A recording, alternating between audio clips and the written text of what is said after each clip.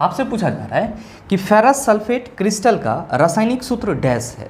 Option दिया हुआ है FeSO4 4H2O, दूसरा ऑप्शन है FeSO4 6H2O, तीसरा ऑप्शन है FeSO4 7H2O और चौथा ऑप्शन है FeSO4 5H2O। क्या होगा इसका आंसर? आपसे क्वेश्चन करा जा रहा है कि जो फेरस सल्फेट है इसके क्रिस्टल का यानी कि फेरस सल्फेट क्रिस्टल का रासायनिक सूत्र क्या होता है, केमिकल फार्मूला क्या होता है। और मेरे मित्र आप सभी क्या कहते हैं कि गुरुजी हम सबों ने कई बार इसको याद करा है कि जो फेरस सल्फेट क्रिस्टल का रासायनिक सूत्र होता है वो होता है FeSO4 7H2O। क्या होता है? FeSO4 7H2O। और साथ ही आप सभी क्या कहते हैं कि गुरुजी FeSO4 7H2O को ही क्या बोला जाता है? हरा थोथा बोला जाता है। क्या बोला जाता है? हरा थोथा बोला जाता है, जिसको हम लोग इंग्लिश में क्या कहते हैं? आप सभी कहते हैं कि गुरुजी इसी को हम लोग इंग्लिश में ग्रीन विट्रॉल कहते हैं। तो मेरे मित्र आपके एग्जाम में कभी कभी ये क्वेश्चन भी पूछ लिया जाता है कि निम्नलिखित में से हरा थोथा या ग्रीन विट्रॉल का रासायनिक सूत्र है, तो आप सभी क्या कहेंगे? FeSO4 7H2O।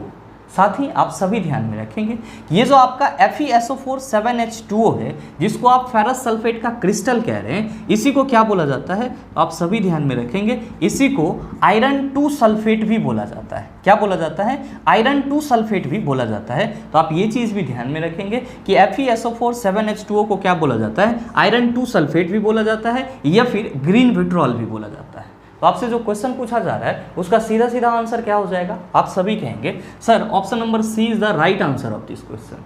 मेरे मित्र आप सभी के मन में चल रहा होगा कि गुरुजी जब आपने यहाँ पे ग्रीन विट्रॉल की बात करा तो हमारे एग्जाम में तो कभी कभी हमसे ये भी क्वेश्चन पूछ लिया जाता है कि निम्नलिखित में से ब्लू विट्रॉल का फार्मूला है यानी कि नीला थोथा का फार्मूला है। तो मेरे मित्र आप सभी ध्यान में रखेंगे, जब भी आपसे क्वेश्चन पूछा जाए कि निम्नलिखित में से नीला थोथा यानी कि ब्लू विट्रॉल का फार्मूला है, तो आप सभी क्या कहेंगे? आप सभी कहेंगे कि गुरुजी CuSO4 5H2O यानी कि कॉपर सल्फेट को क्या बोला जाता है? तो आप सभी कहेंगे कि गुरुजी नीला थोथा बोला जाता है या फिर ब्लू विट्रॉल बोला जाता है।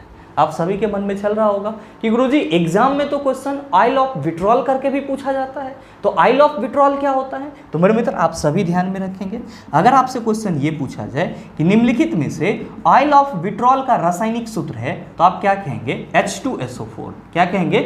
H2SO4। सल्फ्यूरिक अम्ल को क्या बोला जाता है? तो आप सभी याद रखना आइल ऑफ विट्रॉल बोला जाता है।